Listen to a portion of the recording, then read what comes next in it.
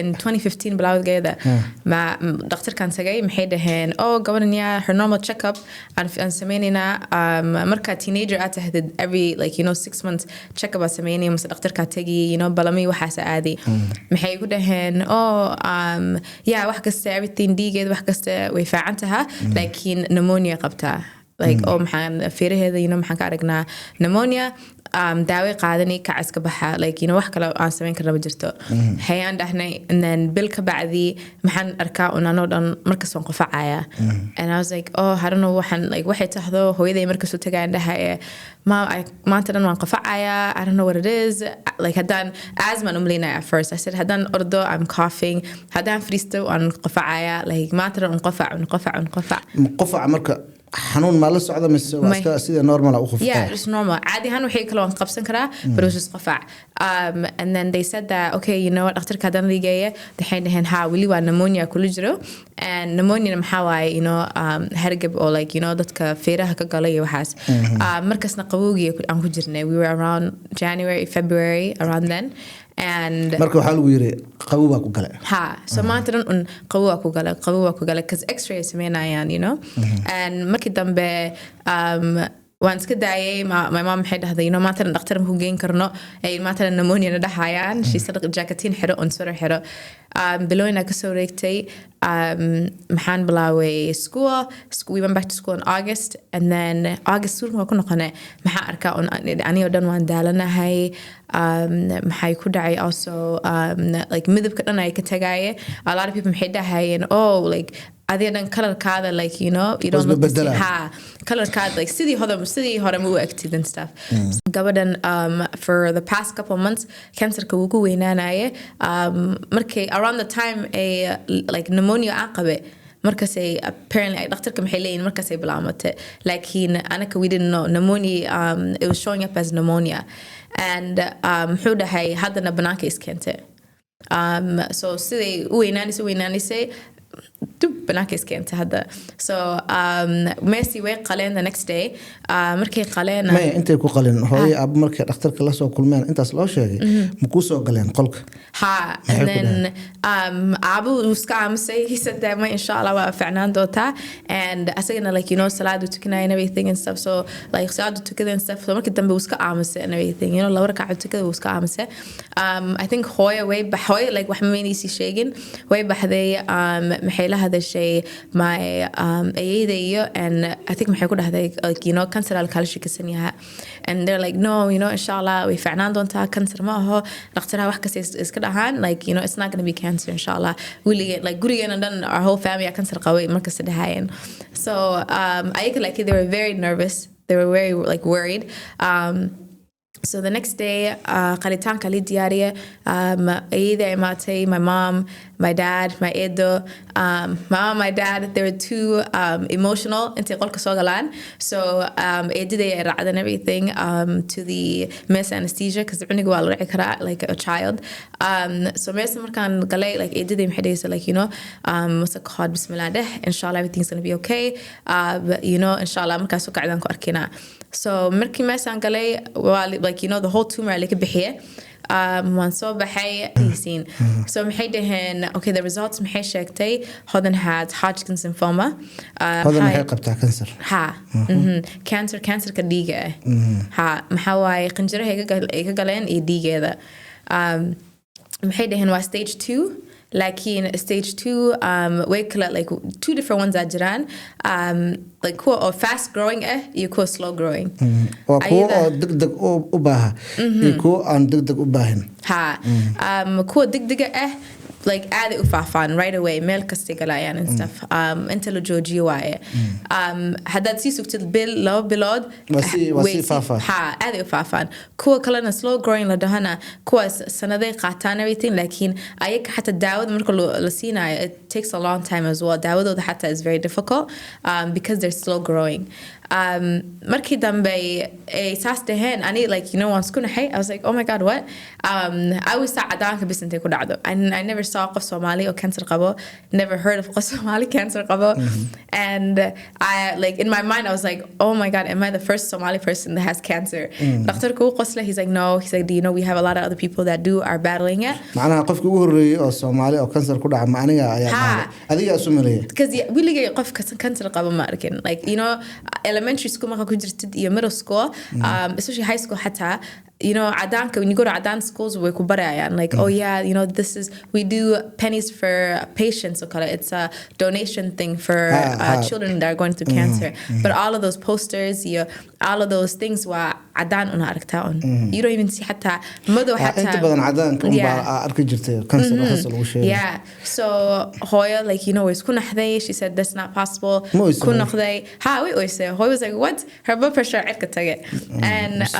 ayadana like you know is ku naxday adeerkeena like you know second he's asking questions like okay you know why is this happening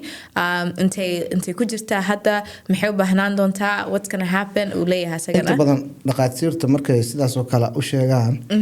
waxay dhahan qofkan wuxuu noolaan karaa intaas ma ku dhahan dhakhtarka maxay dhahan so aniga markay anay isoo jeesadeen marka they said that yeah this is what's going to be happening if you decide to do treatment waxaan dhacayaan laakiin hadii aad daaweyn samaysid marka daawada aad qaadatid dhakhtarku tusaan what kind of daawa qaadanaysid daawooyinka hadda aan ku soo qornay mid maxaa waaye oo timahaada iyo your lashes wax kasta dhan ka biibayaan so daawada isticmaasho timahaaga biibay waa dhamaanayaan yeah okay anigana the whole time one amsna like ani really shock go ahead like I'm amsna like oh okay cancer and then markay dhahday timaha ka biibi doono yeah waan isku naxay I said oh my goodness I said ilmaha kala like TV ga masmeelaha ku arki jirtay oo kansarka qaba so markii aan ooyin bilaaway quraan lagu saari jiray wali saari jiray and everything and then the whole time na maxastahay like you know ilaahay ahayo you know like it's up to God marka tinta daawada marka lagu siiyay oh like timahayga dhan way buubeen I was with a good friend of mine Nicholas la joogno I was like yeah she said oh hadda how many rounds of chemo qaadatay I said oh midka labaad hadda soo dhameeyay and she's like oh timahada wali mayna bixina maalin anko timaha shalnaynina ba something and I was like oh my god and that's when I realized like wow like you know and then my eyebrows everything left and then I noticed that gacmahayga aaday u madaway like gacmahayga became very dark my face then it became very dark just a lot of different things and stuff you notice it and yeah meeqa jeer ka badbaadi marka cudurka kansarka laba jeer marka labaadna goorma ahayd marka labaad is in 2021 oo hadda dhow ah 2021 ma kugu soo laabtay cudurka kugu soo laabtay yeah markaas ma guursatay mise adoon guursan kugu soo laabtay no I was married kadib goor sanadka guursatay 2020 2021 ka guursatay xarun ma dhashay yeah I was pregnant with a boy in 2020 adoo uur leh haddana kansarkii lagu sheegay mar labaad hay'taan oo sheekay when I was pregnant with Wheelkega, I got pregnant in 2020 and then in Urki Sudan Adianaha like you know mahaisinin I didn't have nausea I didn't have the normal pregnancy stuff mahaisinin the only thing I had fatigue I was dal markasta marka waxa soo xasuunaysay kansarka yeah I had like dal and I also had low iron so my OBs on sheegay close to makan garay third trimester my OBs on sheegay I said you guys do you think you know this is because like cancer daawada soo qaadan jiramiya do you think the cancer could be back like you know what's going on hidden oh no it's just this how pregnancy is like islam markay uur qaadan digo that becomes very low and everything hemoglobin because energy badan ay u baahan yihiin vitamins badan iyo waxaas so iron bis lagu shubay I would go in the week 3 times a week for iron infusion aswalkan tago diga lagu shubay on iron maatadan iron and they were expecting a lot of iron alisinaya but it wasn't showing in digayga markay laga qaado results test results and everything maxay dhahayeen oh it's like waxba adoo lagu shubin oo kale marka kansarka dhiiga cuno like it was basically I can main again the cancer's back and everything so say saas u socotay wigi saddexaad maxay dhahan okay you know kan waan ka daynina maxaan sameynina adiga marka ma u sheegtay ama ma lagu arkay systemka filekaaga in had ka hor cudurkan kansarka kugu dhacay we ogaayeen they said that most of my doctors were high risk doctors ayaan so that's a good thing that I liked about it because already waxa soo kale like you know they know what to do about it and so markii saas ay dhacday aniga I was like okay you know whatever maxay dhahan it can't be the cancer or urka then it's urka you know aniga markaan yara dhakhtarayga maxay ku dhahan there's no way cancerka wiligeed ku soo noqonayso and so I was like okay hadday dhahan no way then there's no way you know and after that cunugayga markaan dhalay it's been weeks and weeks close to like markuu bil uu gali raba wiilkayga hargabkiyaa soo noqday qofciga kugu soo laabtay qofciga kusoo laabtay umul ku jiro and qofca it wasn't like COVID-19 qofceeda it wasn't influenza qofceeda I just markaa qofcadid I was like yep I know this before